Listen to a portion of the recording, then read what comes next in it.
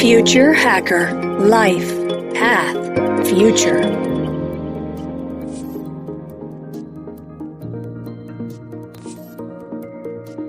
Según Gartner, el marketing basado en datos o data-driven marketing es el uso de datos adquiridos a través de interacciones con clientes y terceros para obtener información sobre las motivaciones, preferencias y comportamientos de los clientes. Con el impulso de la inteligencia artificial, el aprendizaje automático y la computación en la nube, los conocimientos basados en datos permiten a las organizaciones mejorar y personalizar la experiencia del cliente.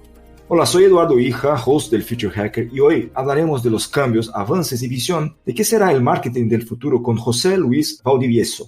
José Luis lleva casi 20 años trabajando en el área de marketing, comunicación online y empresas multinacionales como por ejemplo el grupo Havas, Xanox o Matomi, con una amplia experiencia haciendo negocios en Latinoamérica.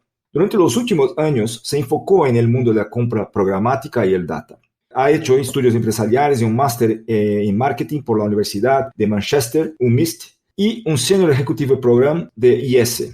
En 2016 cofundó la empresa Datmin, una empresa de tecnología de audiencia que ayuda a monetizar el e-commerce de las empresas. José Luis es actualmente el CEO de la compañía.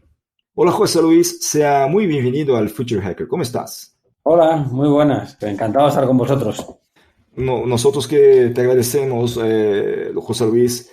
En el mercado de publicidad está actualmente dominado por las medias sociales y empresas tecnológicas como Google, Facebook, Amazon y TikTok. ¿Cómo lo ves eso? ¿Qué estado estamos ahora? ¿Cuál es la situación y la visión de lo que pasa en este momento en el mercado? Bueno, yo creo que estamos en un momento interesante, ¿no? O sea, por un lado, tú hablabas antes de los Google, Facebook, que realmente han sido los que estaban dominando la industria publicitaria durante los últimos 10, 15 años. De repente, hace, te diría que 4 añitos, más o menos, 5, empiezas de manera sigilosa, poco a poco, a entrar un monstruo como es Amazon, en el que todo el mundo piensa que es un retailer. Y Amazon es mucho más que un retailer, realmente sus ingresos por la parte de advertising empiezan a ser muy considerables dentro de su negocio total. Y entra un nuevo disruptor como es TikTok. Sí que desde mi punto de vista empieza a haber mucho movimiento con actores nuevos, como gente como el antiguo Facebook, ahora Meta, están intentando reposicionarse completamente en el mercado. Y a todo eso le añadimos, si quieres, en la coctelera un par de ingredientes más, ¿no? Por un lado, no solo la erupción de nuevos players, sino por otro lado, todo el fenómeno de retail media que me parece muy interesante y que está empezando a surgir con fuerza, sobre todo en Estados Unidos y en algunos países en Europa. Y por otro lado, el tema regulatorio, ¿no? Con todo lo que ello tiene que ver con, por un lado, la privacidad del usuario, por otro lado, la supuesta, ¿no? O en el futuro desaparición de la cookies y de terceros, si eso va a pasar. Con lo cual estamos en un momento, creo que de transición muy interesante a nivel un poco de ver qué es lo que va a pasar, ¿no? Sí, y eso lo que va a pasar, ¿no? Porque cuando hablamos de datos, utilización de datos, información que viene del cliente, ya en el pasado, ¿no? Ya había ese de database marketing, por ejemplo, cosas ahí pegadas a utilizar información de suscripciones y todo, pero todavía no tan digital.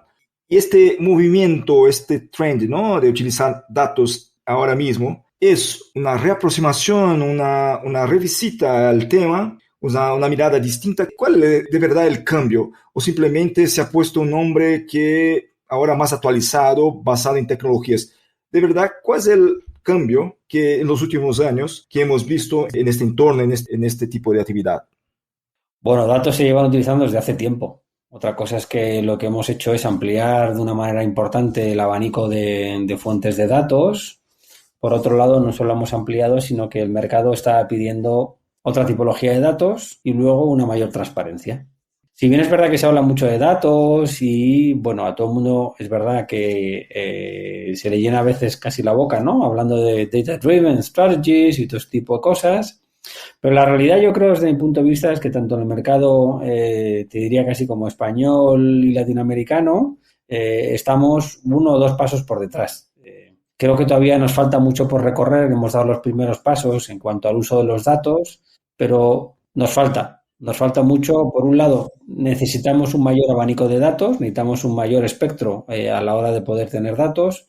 2, necesitamos profesionalizar de alguna manera el uso de los datos y hacer análisis, si quieres, mucho más complejos a la hora de ver cuál es el valor que te está aportando el dato y, sobre todo, también incluso cambiar el modelo de pricing. Es decir, a día de hoy el modelo de pricing estándar que se usa es un modelo de CPM y deberíamos ir migrando hacia modelos más mixtos, híbridos o incluso de variable 100%, y es en función de la contribución del dato a los objetivos de la campaña, ese dato se debería pagar de una manera o de otra, con un peso distinto, ¿no? Creo que estamos en los primeros pasos, creo que nos queda un largo camino por recorrer y es verdad que uno es lo que se dice y otro la realidad en este caso, ¿eh? Sí. Este tema, ¿no?, de utilizar los datos justamente, cuando hablas, por ejemplo, de Latinoamérica o España, desde tu punto de vista, ¿cuál es exactamente el punto más importante que se debería cambiar? ¿Es un tema más de regulación? ¿Es un tema de cultura? ¿Es un tema de tecnología? ¿Qué es exactamente lo que impide este desarrollo más potente, más masivo en estas geografías, por ejemplo? Yo creo que hay muchos factores, o sea, no creo que haya un solo factor. Hay, por un lado, razones de mercado, es decir, a día de hoy hay una serie de players y no hay nuevos actores que hayan ingresado al mercado, o si lo hay son actores, si quieres, como muy locales, pero sin una oferta global. Por otro lado, creo que hace falta el democratizar de verdad el uso de los datos y la monetización de los datos, es decir, ese uso de los datos que no solo las grandes compañías puedan acceder a ellos, y la democratización en la parte de la venta, es decir, que no solo las grandes telcos o las compañías de viajes moneticen sus datos, sino creo que hay todo un long tail y mid tail, tanto de e-commerce como de compañías que tienen datos relevantes que podrían ser muy interesantes para distintos usos, ¿eh? Puede ser para activación publicitaria, puede ser para scoring de usuarios, puede ser para enriquecimiento de CRMs, etcétera, y que, sin embargo, o no saben cómo monetizar sus datos, o bien en algunos casos tienen unas expectativas realmente demasiado elevadas. Piensan que en algunos casos han leído poco o han leído 4 titulares y piensan que están sentados encima de una montaña de oro, cuando realmente no es así, ¿no? Estamos en un cruce porque, a ver, que quiero saber tu opinión de eso, que es un cruce de, al mismo tiempo que sabemos el valor de los datos y cómo utilizarlo para generar más valor a las cosas, a los negocios, y al mismo tiempo todo el tema de la protección de datos, de la privacidad, temas ahí que están muy en discusión al día de hoy por todos los lados. ¿Cómo esto se da? O sea, este cruce entre mejorar servicios, mejorar productos y al mismo tiempo garantizar la privacidad y todo el uso ético de los datos. Bueno, yo creo que hay una frase que conoces perfectamente, ¿no? Que habrás leído, bueno, tú y mucha gente de la audiencia, y es que nada es gratis. En muchos casos, el usuario ha decidido el ser y sus datos la moneda de cambio, ¿no? Es verdad que sobre todo la regulación en Europa se ha ido restringiendo mucho con un objetivo muy claro, y era intentar proteger a ese usuario, intentar de alguna manera preservar su privacidad y, sobre todo, que estuviera mucho mejor informado. Nos encontramos en un momento en el que yo creo que cada vez la gente tiene más conciencia, aunque estamos en un primer estadio todavía, de la importancia que tiene su privacidad, la importancia que tienen sus datos, pero por otro lado nos encontramos con, todavía, si quieres, esa paradoja de el dato es muy importante, pero si tú no estás dispuesto a cederlo como moneda de cambio, tendrás que empezar a pagar. Al igual que tú ahora vas a un kiosco si quieres comprar un periódico y lo pagas, a día de hoy cuando tú accedes a un periódico online no lo pagas, el contenido es gratis. ¿A cambio de qué? A cambio de tus datos, es decir, y a cambio de que te enseñen publicidad. Hay como si quieres, como un acuerdo tácito de intercambio. A partir del momento en el que yo como usuario digo, no, prefiero preservar mi intimidad, no quiero compartir nada con el periódico o con quien sea, con el medio que sea, ese medio habrá un momento en el que te diga, Eduardo, José Luis, hay que empezar a pagar, porque tú ya me estás devolviendo la moneda que antes sí que estabas dispuesto a pagarme, ¿no?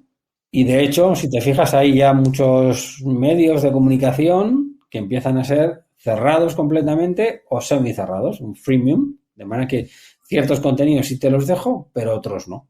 Y esa va a ser la tendencia, en el que haya gente, y creo que a medio plazo todavía no, pero la propia persona pueda decidir qué se quiere hacer con esos datos, y a partir de ahí decidan, oye, lo comparto a cambio de o no, y pago por esos contenidos, pago por esos servicios y punto.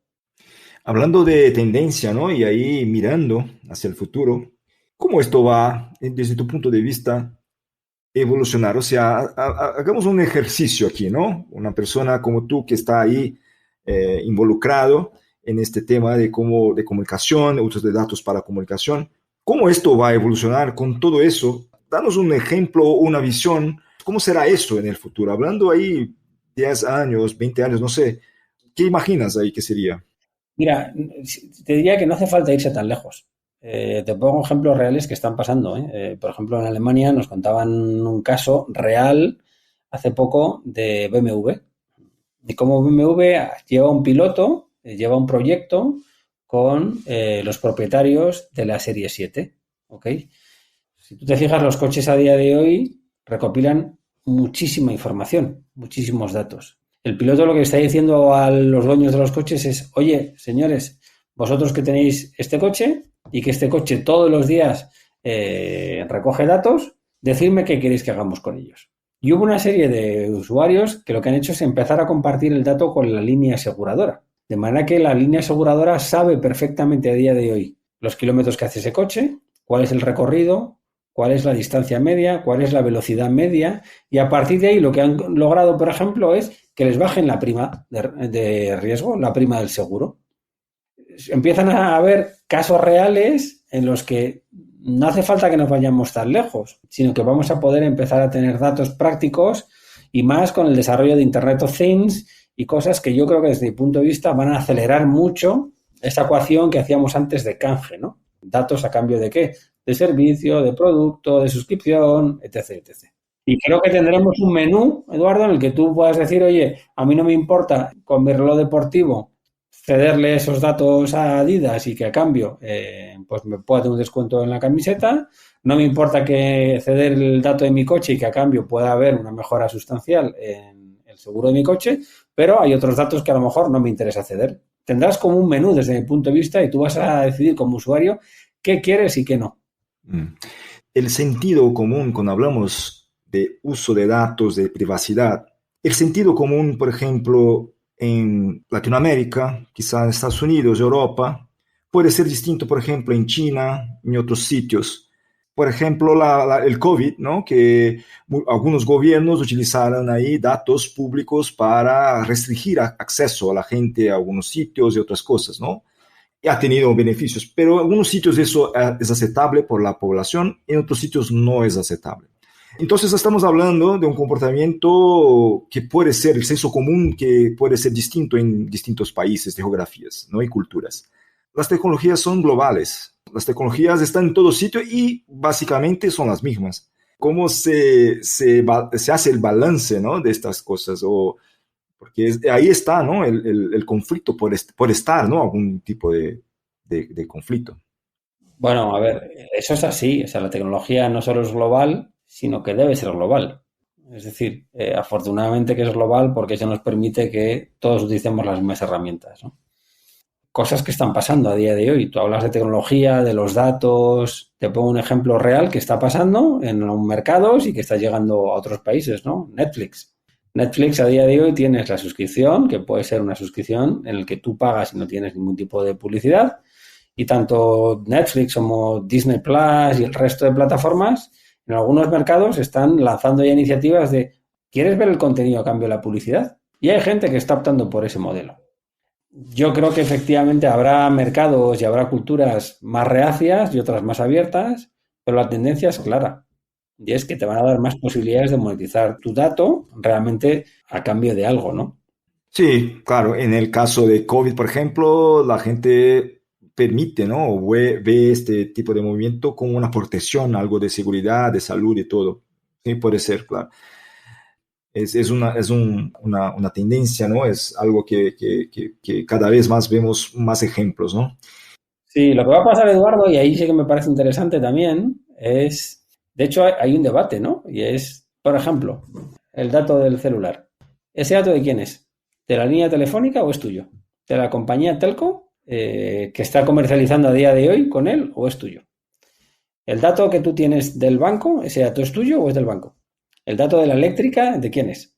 Va a haber también un tema y es a partir del momento en el que el usuario, ¿no?, se empieza a empoderar, se empieza a decir, oye, que este dato es mío, vamos a ver la otra cara de la moneda y es cómo compañías a día de hoy, ya sean bancos, sean compañías de telecomunicaciones, de utilities, etcétera, ese dato que están utilizando en su propio beneficio o comercializando para terceros, habrá un momento en el que yo como José Luis Valdivieso diga, ya no más, ya se acabó, señora Telco o señora Utility o señor Banco X. Mm. Sí, eso me parece ser una tendencia, o sea, el poder, ¿no?, de la gente por sus propios datos. Tu pregunta ahí de quién son los datos, yo veo por las regulaciones alrededor del mundo que están ahí surgiendo, que da más poder al usuario para que tenga el control de cómo se utilizará y para quién utilizará los datos, ¿no? Otra vez, porque ponemos a la persona en el centro de todo. Es decir, es ella la que por eso se está intentando proteger de una manera, por eso se está intentando que tenga más y mejor información, por eso se está protegiendo al usuario para que en un momento determinado puedas decir, me salgo, no quiero, he cambiado mi opinión y ya no quiero monetizar o no monetizar mis datos y todo va a girar en torno a que, pues, otra vez, a la persona empoderarla y que sea ella la que decida de manera voluntaria qué es lo que quiere hacer con todo esto.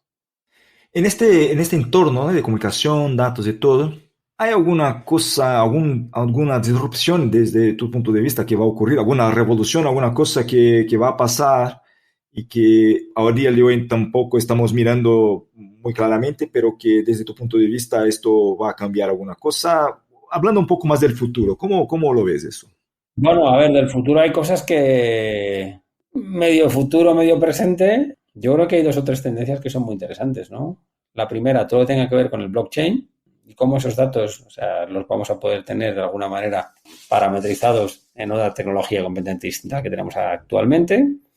Dos, tema metaverso. Creo que ahí también puede ser muy interesante, puesto que otra vez vamos a entrar en un universo completamente distinto, pero en donde se va a ver muchos datos por toda esa interacción que tú vas a hacer. De hecho, podría darse en ese futuro que hubiera hasta un exchange donde tú puedes colgar tus datos y que la gente pueda pujar a las compañías por ellos, ¿no?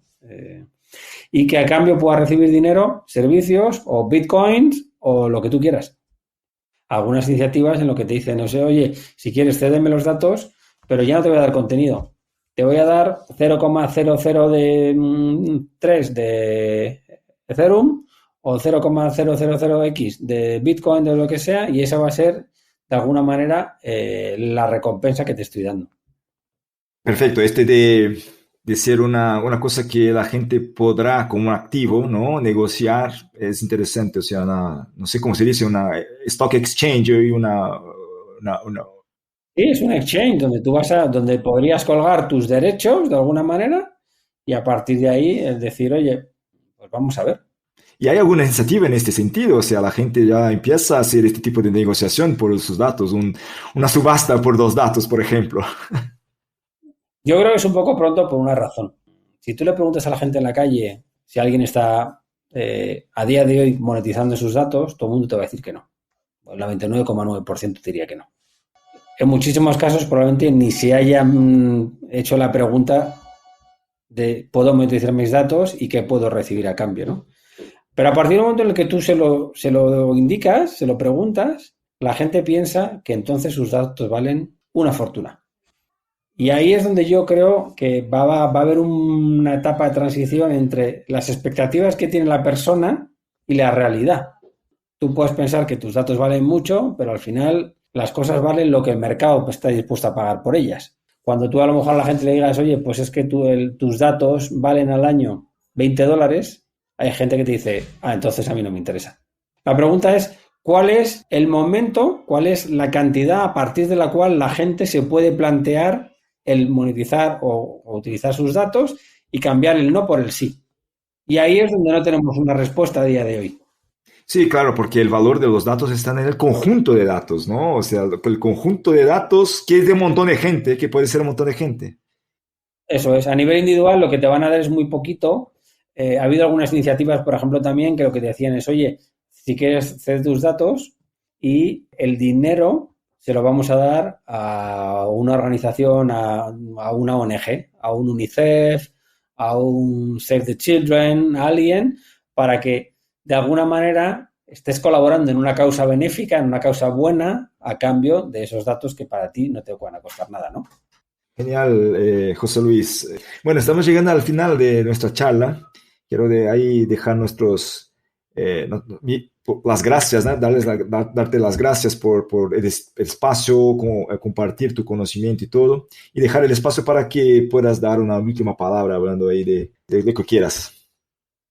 Bueno, a ver, yo te diría que, aunque parezca mentira, estamos en el principio de los datos. Es verdad que cada vez se generan más y más datos y, bueno, lo hemos dado una pincelada con el tema de Internet of Things, con el tema del crecimiento del e-commerce.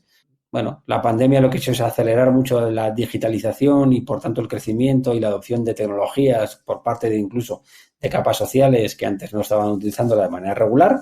Pero que estamos casi en la edad de piedra, te diría. Queda mucho por hacer, tanto a nivel de empresa como a nivel de personas, ¿no?